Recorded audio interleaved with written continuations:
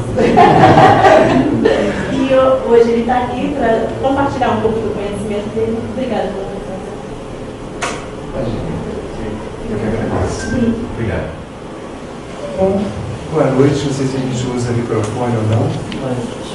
Está fazendo diferença o microfone? Ou vamos sem ele? É bom que ele está. Ah, para gravar, tá certo. Obrigada. Bom, eu não sou nenhum especialista em sistema imunológico, nem médico, nem coisa parecida. O que eu vou falar hoje é de meditação. E na Índia se diz que a palavra meditação vem da mesma raiz da palavra medicamento. Daí ela ter pedido para eu falar hoje sobre meditação para vocês. Na Índia, a meditação é vista como um medicamento. Aí as pessoas falam assim, é um medicamento para o corpo ou para a alma? O Ferreira Goulart tem um poema onde ele diz que a vida não está no corpo e que a vida também não está na alma, mas no espaço entre os dois. Então a saúde também está no espaço entre os dois. A saúde está na inter-relação entre eles. E o que a meditação faz é isso, o que a meditação proporciona para a gente é a possibilidade da gente perceber a magia que existe por trás do palpável, da gente perceber um mundo imenso, uma dimensão imensa que existe por trás de uma dimensão, de uma parte dessa dimensão que seria o palpável. Como surgiu a ideia de meditação? A ideia de meditação surgiu na Índia. Na cosmogonia indiana se acredita existirem dois princípios básicos por trás do ser humano. Um se chama Purusha, outro Prakriti. Purusha é o que a gente poderia traduzir por espírito. O que é o Purusha? Para o indiano, por trás desse corpo do Pedro, existe um outro corpo num universo paralelo a esse e manifestável, que eles chamam de universo de Purusha. Então, para o indiano, todo ser humano tem uma contraparte no Purusha. Não só todo ser humano, aquele ventilador, ou essa parede, ou esse pano do teto, ou seja, tudo o que está manifestado no mundo da qual a gente vê, tem uma contraparte no mundo imanifestado e impalpável. E a meditação é nada mais, nada menos do que o momento em que você consegue se perceber no mundo tal qual a gente está, a partir dessa sua outra dimensão imanifestada. Ou seja, o dia que o Purusha, a sua parte espiritual, consegue perceber o mundo palpável, né? E para o indiano, essa contraparte impalpável, o nosso Purusha, é quem organiza como as coisas se arrumam dentro do manifestado. Ou seja, eu, Pedro, tenho um corpo com 100 trilhões de células. Essas células, antes de eu existir, não estavam a meu dispor. Essas células são feitas de moléculas, que por sua vez são feitas de átomos, né? Então são zilhões e zilhões e zilhões e zilhões de átomos que são requisitados, de repente, num determinado momento, para se organizarem de uma forma tal que criem o meu corpo, o meu organismo. Né? Quem está por trás dessa organização? Como é essa inteligência que requisita da natureza essa parte da matéria para escolher que ela se organize? Ou seja, o que é esse princípio organizador? Né? Esse princípio organizador é o que o indiano chama de Purusha. Tá? No momento em que esse princípio organizador se tirar desse corpo, alguma coisa vai acontecer que esses átomos vão continuar na natureza, como dizia o Lavoisier, mas vão ser usados, vão ganhar outras funções em outras manifestações da matéria. Então, no momento em que você contata o princípio organizador que está por trás do teu corpo, o teu corpo passa de novo a se comportar conforme a sua inteligência original. E aí, para o indiano, nesse momento, a possibilidade de você se adoecer fica muito menor. Tá? Numa linguagem mais palpável para a gente do Ocidente, se considera que a meditação é boa para o sistema imunológico por uma quantidade enorme de fatores. O primeiro delas é que qualquer meditação, a gente vai escolher as meditações da pineal, porque a glândula pineal, para usar hoje, para vocês experimentarem uma meditação da pineal, porque elas estão mais diretamente ainda ligadas ao sistema imunológico. Mas qualquer meditação, qualquer uma, diminui a nossa taxa de cortisol.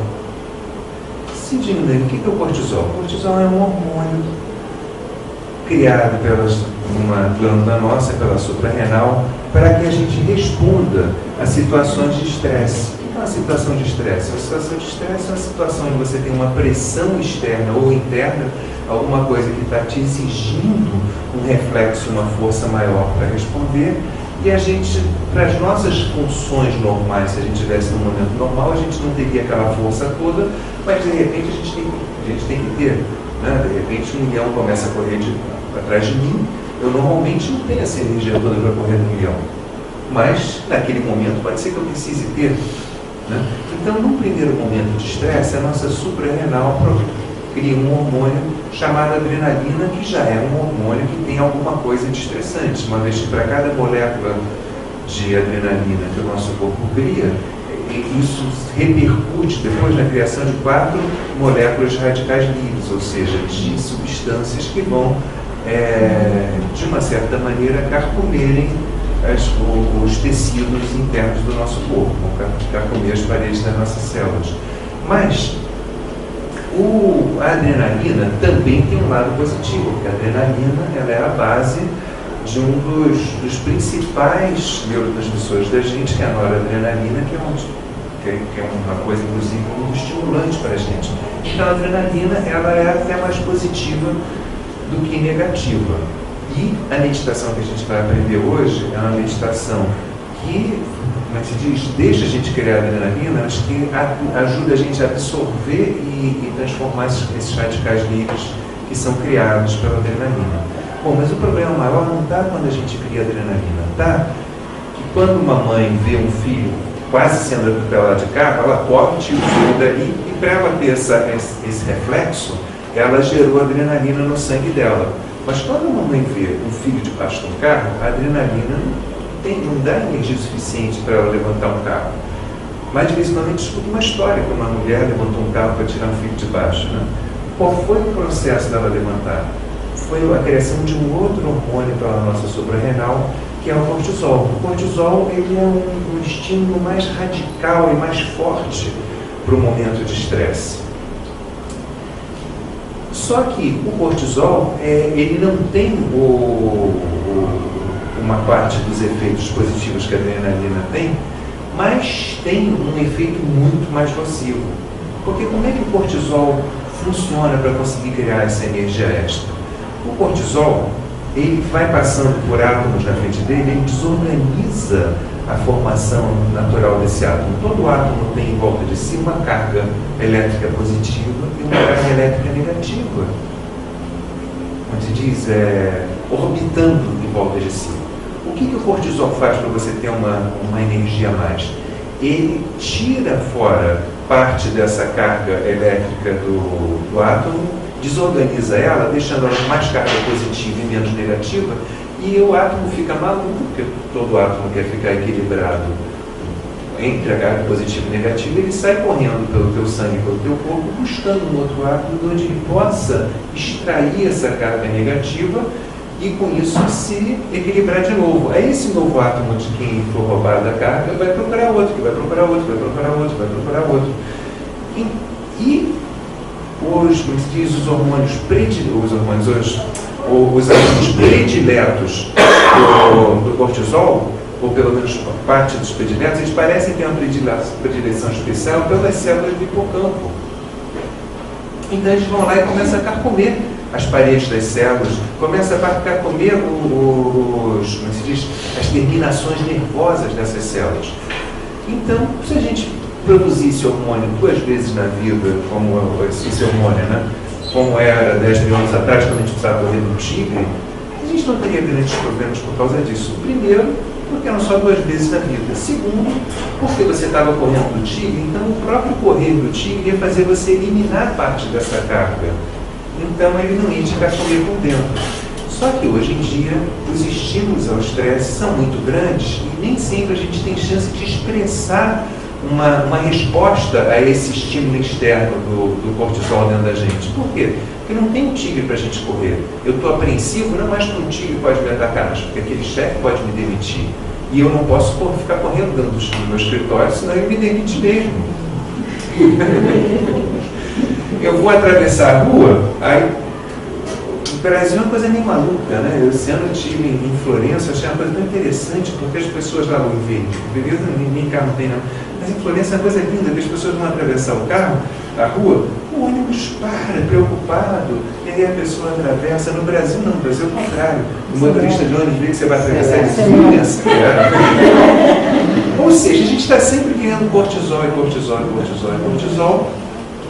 e a gente tem um processo de criação de cortisol nas suprarrenais, porque as suprarrenais são glândulas muito importantes e úteis para nos adaptar às diferentes situações. Então, elas não só nos adaptam ao movimento de pressão externa e interna, como elas deveriam nos adaptar também depois ao momento de calma e paz.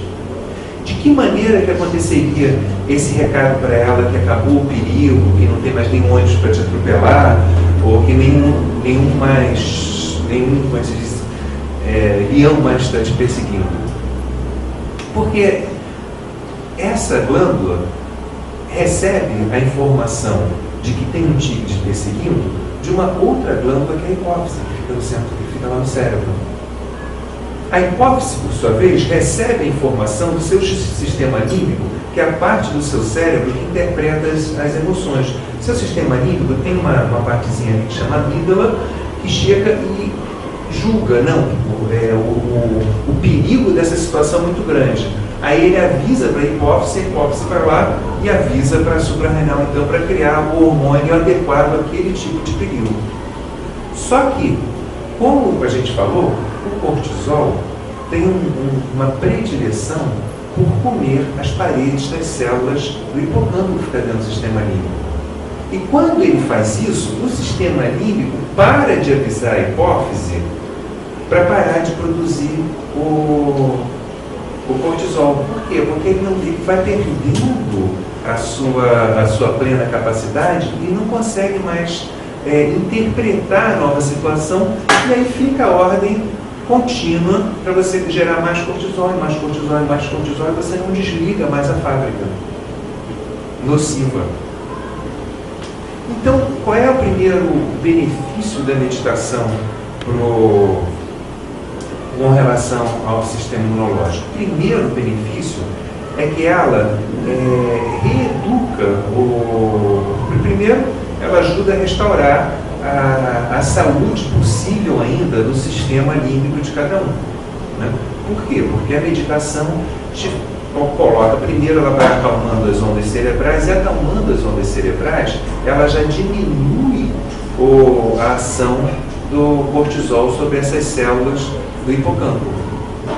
Em segundo, a meditação tem uma capacidade enorme de te dar condição de resposta à situação de estresse sem você se estressar tanto internamente. Ou seja, sem você ter que ficar gerando cortisol.